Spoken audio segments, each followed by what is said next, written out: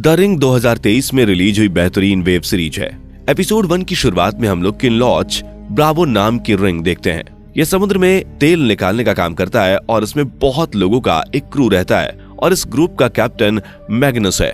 यह लोग फाइनली घर जाने वाले होते हैं, लेकिन तभी मैग्नस को कंपनी का कॉल आता है और वो बताते हैं कि कुछ प्रॉब्लम्स की वजह से उन लोगों को घर आने के लिए थोड़ा और वेट करना होगा। मैग्नस ज्यादा जानकारी के लिए कोशिश करता है, लेकिन फोन अचानक काम करना बंद हो जाता है। मैग्नस एक मीटिंग बुलाता है और कहता है कि घर जाने के लिए कुछ समय और इंतजार करना होगा, लेकिन बेज इसके खिलाफ अपनी आवाज उठाता है क्योंकि इसकी जगह इस बार फुलमर घर जाने वाला है। यहाँ पर रोज नाम की एक लड़की होती है जो कि इस पूरे काम को संभालती है। अब अचानक पूरे रिप का कनेक्शन चला जाता है और वो लोग किसी से कांटेक्ट नहीं कर सकते। तभी यहाँ की लाइट भी चली जाती है, पूरा रिग हिलने लगता है। इसलिए सब लोग अपने इमरजेंसी कोट पहन लेते हैं और मदद के लिए बोट को कॉल करने की ट्राई करते हैं, लेकिन कॉल कनेक्ट नहीं हो पाता है। साथ ही नीचे आ रहे ऑयल का प्रेशर भी बढ़ जाता है, इसलिए उसे बंद करना जरूरी था, लेकिन रोज यह करने से मना कर देती है और कहती है कि इससे हमारा बहुत नुकसान हो जाएगा। लेकिन बढ़ते खतरे को देख मैग्नस कुछ समय के लिए इसे बंद करवा देता है। यहाँ पर रोज को देखकर लगता है कि रोज को सिर्फ पैसे कमाने से मतलब है,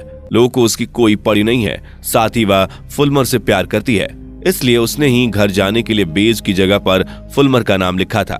ऐसा पहली बार हुआ है कि रिग हिलने लगा और कनेक्शन वगैरह भी नहीं आ रहे हों। साथ ही वह देखते हैं कि धुंध उनकी तरफ आ रही है और पूरे रिंग को लपेट लेती है। यह सब देखकर वे लोग सोचते हैं कि कम्युनिकेशन के लिए टावर को ठीक करना ही होगा, इसलिए बेज और फुलमर दोनों ऊपर जाते हैं। लेकिन यहाँ पर धुंध बहुत ज्यादा होती है, साथ ही राख भी बरसने लगती है। यहाँ पर बेज फुलमर को रोज के बारे में कहता है और इसकी वजह से ही उसका घर जाना कैंसिल हुआ है, इसलिए फुलमर बेज से माफी मांगता है। वो दोनों टावर ठीक कर देते हैं, लेकिन जैसे नीचे आने वाले होते हैं बेज नीचे गिर जाता है, जिससे वह बहुत ही जख्मी हो जाता है। फुलमर भी नीचे आता है और समझाता है कि वह नहीं जानता कि क्या हुआ, क्योंकि बेज ठीक उसके पीछे था। लार्स को फुलमर की बात पर भरोसा नहीं होता, क्योंकि वह नोटिस करता है कि बेज का हार्नेस खुला हुआ था। यहाँ पर कैट नाम की एक डॉक्टर होती है जो बेज का इलाज करती है। वह कहती है कि बेज का इलाज हम यहाँ पर नहीं कर सकते, इसलिए उसको हेलीकॉप्टर से हॉस्पिटल ले जाना पड़ेगा। लेकिन यहाँ पर लार्स नाम का एक आदमी होता है जो कैट पर भड़क जाता है और कहता है कि तुम कुछ भी करो, लेकिन उसे यहीं ठीक करो।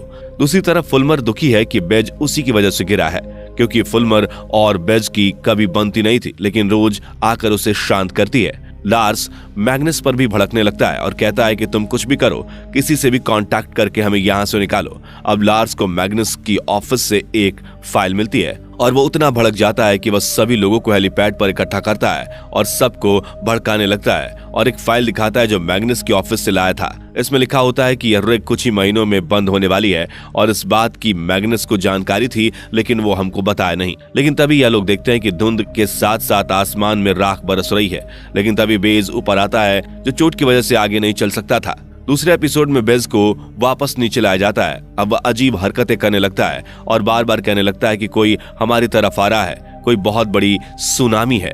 लार्स को भी एक जगह पर बंद कर दिया जाता है ताकि वह और लोगों को ना भड़काए। बेज अपने घाव को देखता है, अब यह बहुत जल्दी भर रहे हैं। तभी वो लोग देखते हैं कि कोई उनसे मोर्स कोड के जरिए बात करने की कोशिश कर रहा है। इन्हें लगता है कि यह कोई दूसरी रिग वाले होंगे, इसलिए वो इवान नाम के आदमी को कोड को डिकोड करने के लिए ऊपर भेजते हैं, लेकिन उसकी हालत बहुत ही खराब हो जाती है। मैग्नस कुक को खाना चेक करने को कहता है कि अब उनके पास कितना खाना स्टोर पड़ा है और कितने दिन तक चल सकता है। बेज अब ठीक हो गया होता है, लेकिन उसे अलग अलग विजन आने शुरू हो जाते हैं। उसे लगता है कि कोई उन्हें खत्म करने की कोशिश कर रहा है। इन सब के चलते बेज वहां से भाग जाता है, कोई दूसरी जगह पर जाकर छुप जाता है। अब जिस आदमी को मॉर्स कोड को डिकोड करने के लिए ऊपर भेजा गया था, वह नीचे आकर शावर लेने लगता है और इसी के चलते वह अपनी जान गंवा देता है। लार्स भी उसको जिस कमरे में बंद किया गया था वहां से निकलकर बाहर भाग जाता है। अब काफी मुश्किलें बढ़ जाती हैं, क्योंकि अपना साथी लॉर्स भी भाग गया था। दूसरी तरफ बेज का भी कोई अता पता नहीं था। एक साथी ने अपनी जान गंवा दी थी। तभी एल्विन नाम के आदमी को बेज दिखता है। वह उसे अंदर आने के लिए कहता है, लेकिन बेज एक ही बात बोलता है, यह फिर से हो रहा है, वह आने वाले हैं, हम गलत कर रहे हैं। यहाँ पर बेज एल्विन को मार देता है, लेकिन तब तक इनकी तरफ एक बोट भी आ जाती है, क्योंकि लार्स वहां से भागकर कंट्रोल रूम में चला गया था। उसने मॉस्को कोर्ट से बोट बुलवाया था, लेकिन बाद में यह बोट उन तक नहीं पहुंच पाती है। अब रोज को पता चलता है कि यह राख नहीं है, यह एक पैरासाइट है। मतलब किसी भी आदमी का ब्लड इस राख के संपर्क में आ जाता है तो ये उस आदमी को हील कर देती है, और जब कोई आदमी हील नहीं हो पाता है तो वह अपनी जान गंवा देता है। और बेज के साथ भी यही हुआ था।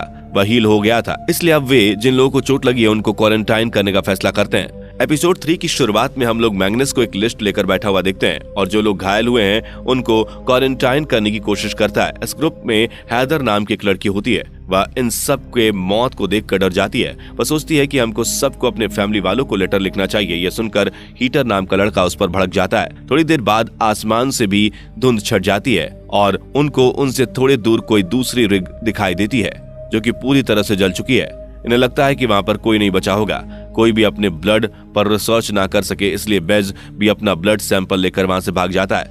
बाद में एक मीटिंग बुलाई जाती है और सब कहते हैं कि कुछ लोग इस राख को साफ करेंगे, कुछ लोग बेज को ढूंढने जाएंगे। अब एक ग्रुप बेज को ढूंढने के लिए रिंग के दूसरे हिस्से में जाते हैं। ये लोग हर जगह उसे ढूंढने का ट्राई करते हैं लेकिन वह उन्हें कहीं पर नहीं मिलता। वहीं दूसरी तरफ अब रोज को पता चलता है कि यह लोग जहाँ से तेल निकाल रहे थे वहाँ काफी सालों पहले कुछ जीव रहा करते थे। हम उन्हीं के कंकालों में से तेल निकाल रहे हैं। अब जो ग्रुप बेज को ढूंढने गया था उसमें से एक आदमी घायल हो जाता है। पता चलता है कि बेज ने ही उसे घायल किया था। तभी हैदर बेज को देख लेती है और वह देखती है कि वह जहाँ पर रहते हैं वहाँ पर उसने झाड़ियां और पत्ते उगाए हैं। बेज उससे कहता है कि यह बंद कर देना चाहिए। हम जहाँ से तेल निकाल रहे हैं वहाँ पर पहले कुछ जीव रहा करते थे और यह काम गलत कर रहे हैं। बार बार यही बोलता जा रहा है। अब वापस से रिंग हिलने लगती है। हैदर को भी बेज से बचाकर ले जाते हैं। अब एक और प्रॉब्लम खड़ी हो गई थी। जहाँ से उनकी गैस निकल रही थी वहाँ से आग निकलना बंद हो जाती है और गैस सीधी हवा में जा रही थी। अब यह गैस उनकी सांसों में भी जा सकती थी, इसलिए सब परेशान होने लगते हैं। तभी फुलमर फैसला करता है कि वह इस आग को जलाने के लिए ऊपर जाएगा। वैसे यह काम बहुत ही रिस्की होता है। फुलमर गैस जहाँ से निकल रही थी वहाँ चढ़ता है और फायर गन की मदद से जहाँ गैस निकल रही होती है वहाँ पर फायर करता है। इससे वहाँ बहुत बड़ा धमाका हो जाता है लेकिन वहाँ पर आग भी जलने लगती है। लेकिन फुलमर इसमें घायल हो जाता है। इतने लोग घायल होने से सिचुएशन अब और बिगड़ने लगती है और इससे लोग की उम्मीदें टूटने लगती है। इसलिए कुछ लोग अपनी फैमिली को लेटर भी लिख देते हैं। एपिसोड 4 की शुरुआत में हम लोग बेज को उस जगह देखते हैं जहां से तेल निकाला जा रहा था। बेज उस पाइप को बंद कर देने का फैसला करता है लेकिन इससे पाइप पर प्रेशर बढ़ जाता है। दूसरी तरफ फुलमर भी अब गोल गोल निशान बनाता है, ठीक वैसे ही निशान जैसे बेज ने घायल होने पर बनाए थे और वह भी बेज की तरह लगने लगता है। बेज और फुलमर दोनों एक दूसरे से कांटेक्ट में भी रहते हैं। अब मैग्नस को पता चलता है कि पाइप का प्रेशर काफी बढ़ गया है, इसलिए वह वाल्व बंद करने के लिए वह अपने रोबोट को नीचे भेजता है जिससे पाइप का प्रेशर कम हो जाए। और बेज भी तो यही चाहता था लेकिन तभी वे लोग रोबोट की हेल्प से समुद्र में एक गोल आकृति देखते हैं, ठीक वैसी ही जैसी फुलमर और बेज ने बनाई थी। थोड़ी देर में उनके रिंग का कनेक्शन आ जाता है लेकिन किसी से ज्यादा कांटेक्ट नहीं हो पाता है। बस उतना पता चलता है कि जो धुंध वहां पर थी वह अब शहर की तरफ जा चुकी थी। फिर मैग्नस मीटिंग बुलाता है और सबसे पूछता है कि क्या किसी का बाहर से किसी पर्सन से कांटेक्ट हो पाया। सब मना कर देते हैं। तब कैट सुझाव देती है कि हमारे पास लाइव वोट है, हमें उसकी मदद से यहाँ से निकल जाना चाहिए। इस बात को लेकर फिर से बहस हो जाती है और यहाँ सबको पता चलता है कि कैट प्रेग्नेंट है। अब फुलमर बेज के बुलाने पर उसके पास रिंग के दूसरे हिस्से में चला जाता है। कैट भी फुलमर के पीछे जाती है और वहाँ देखती है कि यहाँ पर झाड़ियां और पौधे बहुत ज्यादा उगाए गए हैं। तभी उन्हें अपनी तरफ आती एक बोट नजर आती है। एपिसोड 5 की शुरुआत में उनके पास जो बोट आई है उसके अंदर दूसरे रिंग के आदमी होते हैं जो वहां से बच गए थे, लेकिन रोज पहले इन सब को चेक करने के लिए कहती है। इसी में एक डेविड नाम का आदमी होता है जो सीधा कंट्रोल रूम में घुस जाता है और खुद को इस रिंग का हेड बताता है। रोज उसे रिंग के बारे में पूछती है कि तुम्हारी रिंग को क्या हुआ और तुम उसमें से कैसे बच निकले, लेकिन वह कुछ भी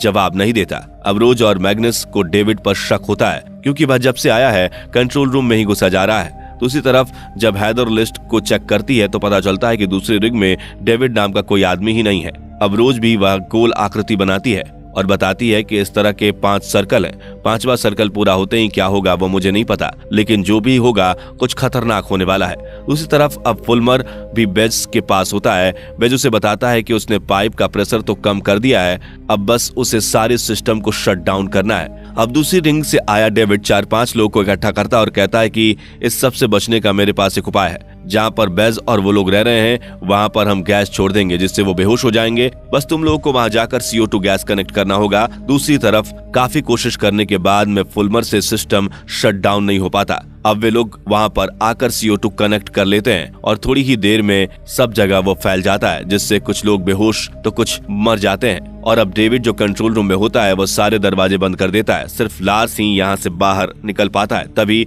रोज डेविड पर भड़क जाती है और कहती है कि तुम मेरी परमिशन के बिना कुछ भी नहीं कर सकते हो। फिर वह फुलमर को बचाने के लिए उसके पास चली जाती है और वह फुलमर को वहां से बचा के ले आती है, क्योंकि फुलमर और बेज सिर्फ बेहोश ही हुए थे।